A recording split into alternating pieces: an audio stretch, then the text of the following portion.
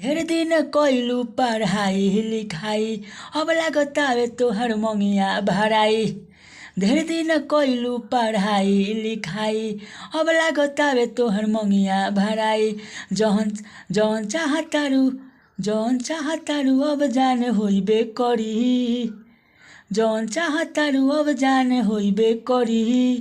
केस भरे थाना में जाई, ए शादी अब तोहरे से होई। केस भरे थाना में जाई, ए शादी अब तोहरे से होई। चलिए अगला वीडियो। हेलो ब्रदर, आप लोग कैसे हो? मेरा न्यू वीडियो में आप लोग का वेलकम है। फिर एक धमाका संग लेके आ चुका हूँ। और आप लोग मेरे चैनल पर नए हो तो लाइक कीजिए, कमेंट कीजिए, सब्सक्राइब करना ना भूले। और आप लोग चलिए आप लोग को इस गाना को लाइन बाय लाइन सुनाते हैं। और मस्त लगे तो भाई के लिए एक लाइक ज़रूर बनता है, और लाइक कीजिएगा और चलिए वीडियो को शेयर कीजिए। चलिए आप लोग का मुखरा सुनाते हैं। ढेर दिन कइलू पढ़ाई लिखाई, अब लागतावे तोहर मंगिया भराई। यहाँ भी 2 बार गाना है। ढेर दिन कइलू पढ़ाई लिखाई, अब लागतावे तोहर मंगिया भराई। जौन चाहतारू अब जान होइबे करी। यहाँ भी 2 बार गाना है। जौन चाहतारू अब जान होइबे करी। केस भरे थाना में जाई, ए शादी अब तोहरे से होई। केस भरे थाना में जाई, ए शादी अब तोहरे से होई। यहाँ भी 2 बार गाना है। चलिए आप लोग के आंतरा सुनाते हैं। आंतरा आप लोग को मस्त लगे तो लाइक कीजिएगा, कमेंट कीजिएगा और सब्सक्राइब करना ना भूले। और भाई के लिए एक शेयर कीजिए भाई लोग। और चलिए आंतरा आप लोग को सुनाते हैं। अपना के बड़ तारू बार का पवित्र, जहिया धारा जइबू बना दे हम कीचड़। यहाँ भी 2 बार गाना है। अपना के बड़ तारू बार का पवित्र, जहिया धारा जइबू बना दे हम कीचड़। जहाँ करबे त शादी बदनाम होइबे करी।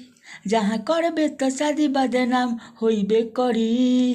केस भरे थाना में जाई, ए शादी अब तोहरे से होई। यहाँ भी 2 बार गाना है। केस भरे थाना में जाई, ए शादी अब तोहरे से होई। यहाँ भी आंतरा है।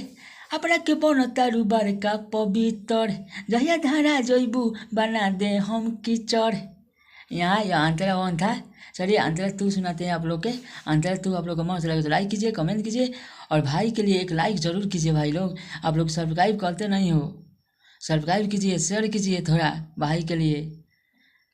आप लोग के अगला वीडियो, आप लोग को हमेशा वीडियो अब आएगा। अगर जो भी भाई के गाना चाहिए तो मेरा मोबाइल नंबर है, आप लोग मेरा मोबाइल नंबर फ़ोन कीजिए और गाना लीजिए।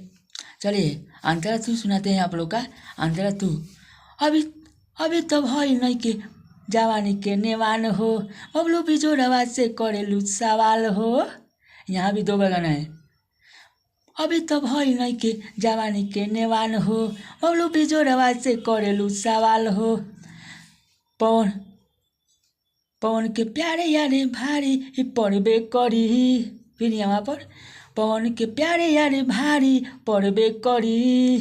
केस भरे थाना में जाई, ए शादी अब तोहरे से होई। केस भरे थाना में जाई, ए शादी अब तोहरे से होई। शादी अब तोहरे से होई। चलिए और यह गाना आप लोग को सुनाए हैं तो लाइक कीजिए, कमेंट कीजिए। अगला वीडियो में आप लोग का वेलकम रहेगा।